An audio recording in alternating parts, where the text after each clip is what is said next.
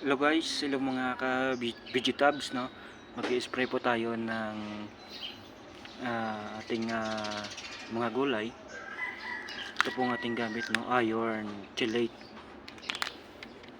Ayan. Bali ang ratio nito ay 10 grams equals to 500 ml na tubig, no? So kukuha lang ako rito ng 1 ml, then ililipat ko rito sa tubig. Yan.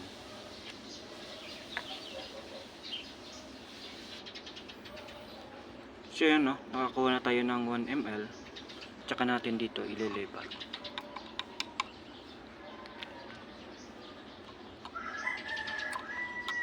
So yan.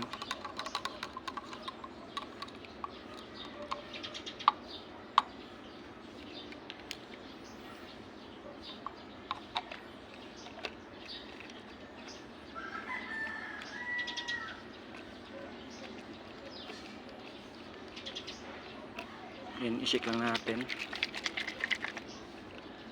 So yan, ha. I-spray na natin sa ating mga gulay.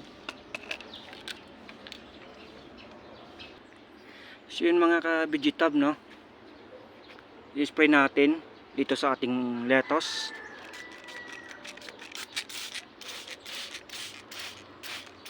Ayan.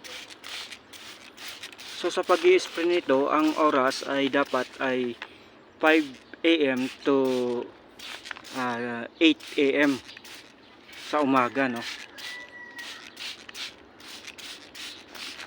Sa hapon ay mag-spray ka ng late afternoon, 4 PM to 6 PM. So hindi naman kailangan na araw-araw nag-i-spray ka. Mga once a week lang ito. Itong gamit natin na iron chelate. So ayan, malalaki ang aking mga lettuce.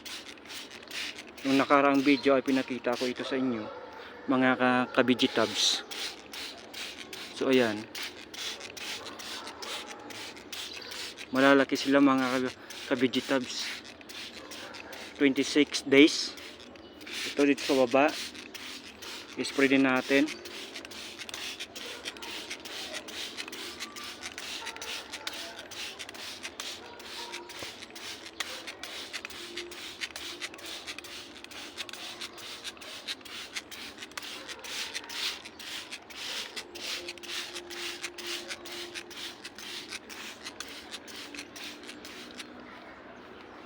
Din itong ating mga bok choy.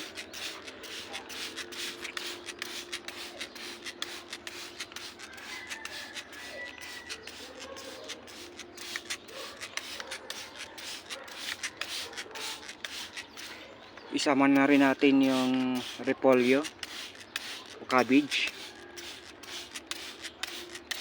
Ayan, malalaki na sila, mabilis lumaki ang mga bok choy natin.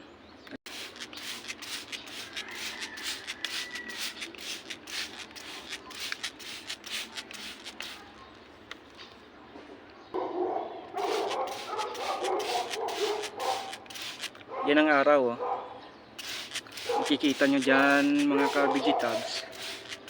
Pag sikat ng araw ay makikita yung aking mga tanim. Maarawan. Kaya ganyan sila kalalaki.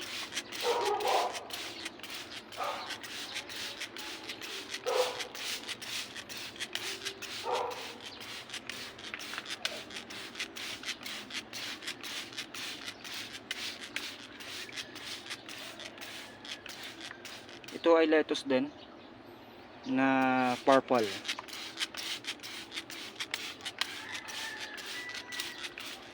So yun mga ka-vegetabs, no. Tapos na natin i-spray gamit ang iron chelate. Ang kagandahan kasi sa iron chelate ay magiging kulay berde po ang ating tanim na gulay, no.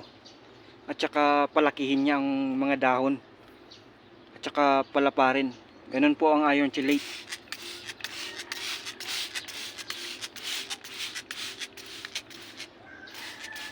So yun mga ka-vegetabs, no. Tapos na natin i-spray. itong ating mga tanim na gulay, no. So ayan sila. Tapos na natin i-spray itong mga ka-vegetabs. So ayan mga ka-vegetab, no, hanggang dito na lang ang ating video, no. Sana mayroon kayong natutunan sa pag i-spray ng iron chelate sa ating mga gulay. So yan, huwag niyong kalimutan mag-subscribe sa aking YouTube channel, Vegetabs. Thank you very much mga ka-Vegetabs.